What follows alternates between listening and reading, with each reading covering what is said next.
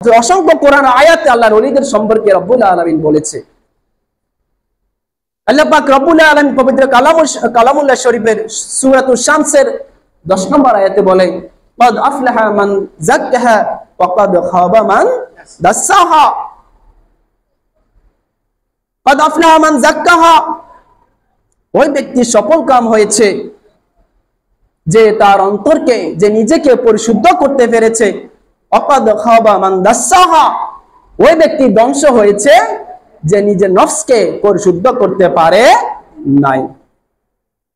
এই আপনার নফসকে যদি পরিশুদ্ধ করতে হয়, আল্লাহর ওলিদের দরবারে যেতে হবে। কাদের দরবারে যেতে হবে? আল্লাহর ওলিদের কাছে যেতে হবে। তাদের কাছে আপনি যেতে হবে আপনার অন্তরকে পরিশুদ্ধ করতে হলে, নিজেকে পরিশুদ্ধ করতে হলে। অন্য আয়াতে রব্বুল আলামিন সূরাতুত তাওবার 119 নম্বর আয়াতে বলে, ইয়া আইয়ুহাল্লাযীনা আমানুত্তাকুল্লাহা, হে ঈমানদারগণ তোমরা আল্লাহকে ভয় করো, ওয়াকুনু মা'আস সাদিকিন, এবং তোমরা সত্যবাদীদের সঙ্গী হও। সত্যবাদীদের সঙ্গী হও। ইয়া আইয়ুহাল্লাযীনা আমানুত্তাকুল্লাহা, হে ঈমানদারগণ তোমরা আল্লাহকে ভয় করো, ওয়াকুনু মা'আস সাদিকিন, তোমরা সত্যবাদীদের সঙ্গী হও। এই সত্যবাদীরা কারা? যারা পবিত্র চরিত্রবান ব্যক্তি, যারা তওবাবান ব্যক্তি, যারা আল্লাহর কাছে নৈকট্যবান ব্যক্তি, যারা চরিত্র উত্তম চরিত্রের অধিকারী, তারা হচ্ছে ইয়া আইয়ুহাল্লাযীনা আমানুত্তাকুল্লাহা ওয়া কুনু মা'আস সাদিকিন, তারা হচ্ছে সাদিকিন। তাহলে যারা সৎ চরিত্রবান, উত্তম চরিত্রবান, তারা হচ্ছে আল্লাহর ওলিগণ। কারা? আল্লাহর ওলিগণ। তারা ছাড়া উত্তম চরিত্র অধিকারী কেউ হতে পারে না।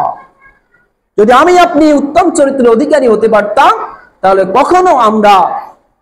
কখনো কোনো মানুষের পিছনে গীবত গাইতাম না।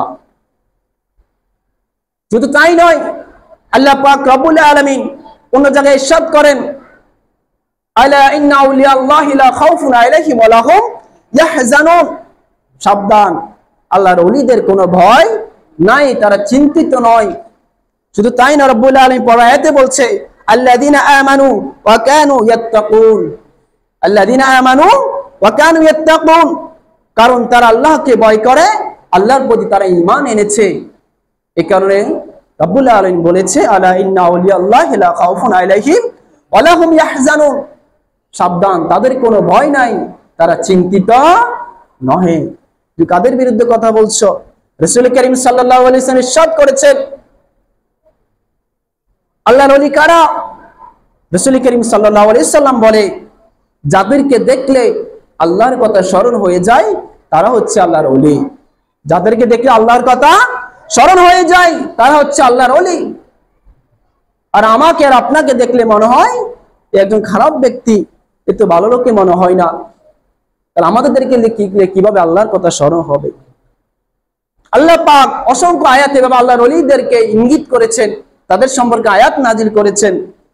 শুধু তাই নয়, অন্য আয়াতে রব্বুল আলামিন বলে, সূরাতুল বাকারা 58 নম্বর আয়াতে বলে, ওয়াদখুলুল বাবা সুজ্জাদান ওয়া কুলু হিত্তাতুন, ওহে বনি ইসরাইল তোমরা বাইতুল মুকাদ্দাসের দরজা দিয়ে নতশিরে প্রবেশ করো এবং বলো, হে আল্লাহ আপনি আমাদেরকে মাফ করে দিন।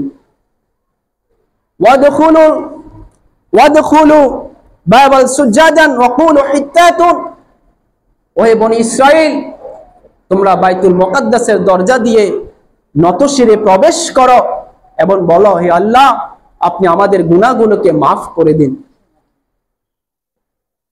আপনি আমাদের গুনাহগুলোকে মাফ করে দিন। বাইতুল মুকাদ্দাস একটা পবিত্র স্থান, ওই স্থানে গিয়ে বলছে তোমরা ওইখানে গিয়ে গুনাহ মাফের দোয়া করো। তাহলে বাবুন, আমাদের জন্য আল্লাহর ওলিদের দরবার আছে, আল্লাহর ওলিগণ আছে, তাদের দরবারে গিয়ে, তাদের দরবার হচ্ছে পবিত্র স্থান, তাদের দরবারে গিয়ে আপনি প্রার্থনা করুন, তাদের উসিলা দিয়ে, আল্লাহর ওলিগণের উসিলা দিয়ে আপনি আল্লাহর কাছে গুনাহ মাফের দোয়া করুন।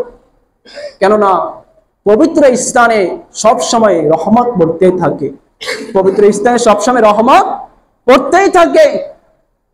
এখানে রহমত যেখানে, দোয়া কবুল সেখানে।